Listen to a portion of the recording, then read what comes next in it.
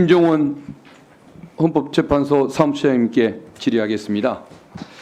그 대통령 권한대행이 헌법재판관에 대한 임명권이 있습니까, 없습니까?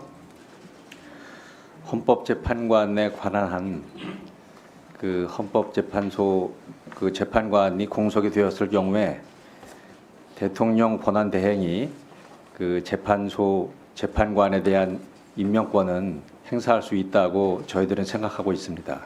특히 저도 그 말씀에 동의합니다. 특히 대통령이 직접 선정해서 임명하는 경우도 아니고 국회가 의결해서 선출하는 경우나 대법원에서 지명해가지고 추천이 된 헌법재판관에 대해서는 그야말로 형식적으로 임명권을 행사하는 경우이기 때문에 더더구나 임명권이 있는 경우 아니겠습니까? 그렇게 생각하고 있습니다. 근데 이게 너무 당연함에도 불구하고 대통령 권한대행에게는 헌법재판관 임명권이 없다라고 주장하는 극우 보수 정치인들이 있는데 헌법재판소에서 이 입장을 조금 더 명확하게 선언을 해주시는 건 어떻겠습니까? 그 이미 지금 공보관을 통해서 제가 말씀드린 것과 같은 취지의 그 멘트가 나가서 기사화되어 있는 걸로 알고 있고요. 그 부분에 대해서는 그 다시 한번 이 자리에서 저희들은 그렇게 생각하고 있다고 말씀을 드리겠습니다. 알겠습니다. 그리고 이제 정영식 재판관께서 주심으로 이제 결정이 되셨습니다. 근데 그 부분은 좀 죄송합니다만 그 부분은 제가 확인해 드릴 수 없습니다.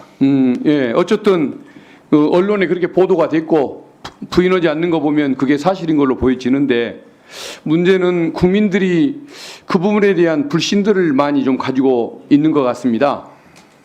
왜 불신을 가지고 있는지에 대해서는 우리 처장님도 좀 파악하신 바가 있는 거죠?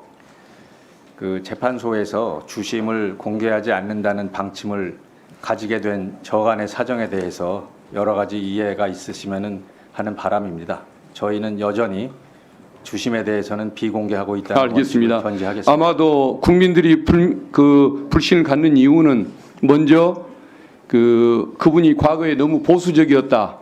두 번째는 윤석열 내란 피의자인 윤석열 거기가 임명을 했다. 이제 두 가지 이유 외에 최근에 어떤 일이 있었냐면은 굳이 그 처형을 비상사태 그 바쁜 와중에도 그 처형을 진실화해위원회 위원장으로 임명하는 이런 일이 있다 보니까 이건 개인적으로 뭔가 좀 아부를 넣는 거 아니냐, 선물을 줘가면서까지 자기 편으로 끌어들이려고 하는 거 아니냐라는 그런 의심들을 국민이 갖게 된 것 같습니다. 근데 그 의심이 저는 합리적인 면도 있다고 보는 게 공수처장님 지금 부장검사 공석으로 있는 거 임명 제청했죠, 청와대 대통령실에? 네, 지금 임명을 기다리고 있습니다. 석 달 가까이 지금 임명을 안 해주고 있죠. 네, 맞습니다. 현안이 많은 공수처에 대해서는 검사 임명도 안 해주고 있는 윤석열 씨가 왜 그 재판관님의 처형에 대해서는 그래도 급하게 임명을 해줬을까?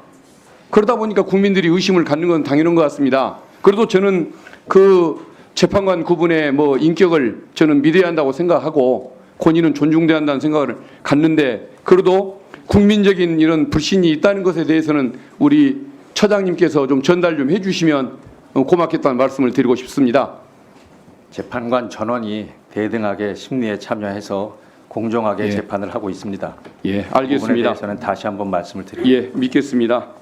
우리 조은석 감사원장 권한대행께 질문드리겠습니다. 지금 내년 1월 17일이 퇴임 일자십니까? 예, 그렇습니다. 그러면 그 후임자가 지금 미리 결정돼 있지 않습니까? 후임자라는 무슨 말씀을? 후임 감사위원. 예, 전번에 그렇죠. 그런 보도를 보고 알았습니다. 그것을 2달 전에 이렇게 먼저 임명을 해놓는 경우도 있습니까? 저는 지금 공무원 생활 30여 년 만에 처음 보는 그런 현상인데 그게 가능한 일입니까? 어쨌든 그렇게 일이 발생했습니다. 참 희한한 일들을 잘도 꾸미는 이런 그 정권이었던 것 같습니다. 그러면 제가 한 가지 질문을 드리겠습니다. 네. 1월 18일부로 새 감사위원이 지금 임명이 돼 있는데 결정이 돼 있는데 그날에 그걸 임명 제청했던 최재해 감사원장이 권한을 행사할 수가 없는 때입니다. 네. 그리고 임명권을 행사한 윤석열 피의자 임명권을 행사할 수가 없는 그런 때 아닙니까? 직무가 정지가 돼 있으니까요. 네. 그러면 그 날짜로 권한도 없는 재청권자와 임명권자가 임명해 놓은 공무원 그 유효합니까? 저희도 사실 이제 그런 문제가 발생할 걸 대비해서 좀 저도 검토를 했고 아마 인사혁신처도 검토를 할 겁니다. 근데 법률적으로는 제가 알기로는 그러니까 임명 그 소위 말하는 임명 행위가 있는 1월 18일자로 임명 권한을 가지고 있어야지 그 임명 행위가 인사 발령 행위가 효력이 유효한 걸로 저는 보고 그건 있습니다. 당연한 거 아니겠습니까? 예, 법률가라면. 그에 따른 재청과 네. 임용 행위가 한번 있었기 때문에 그는 당연히 무효가 결정 아닌가라는 당시가 아니라 그런 임용 당시를 것입니다. 준위로 따지지 않으면 예. 물러날 대통령이 다음 인사 발령 해놓고 물러났을 때 그 명령을 유효하다고 해석해줘야 하는 문제가 생기는 것 아니겠습니까? 그건 법률의 문제인데요. 그러면 예. 우리 권한대행께서 지금 그 결정되어 있는 그 대상자 있지 않습니까? 네. 당신에 대한 임명은 무효입니다.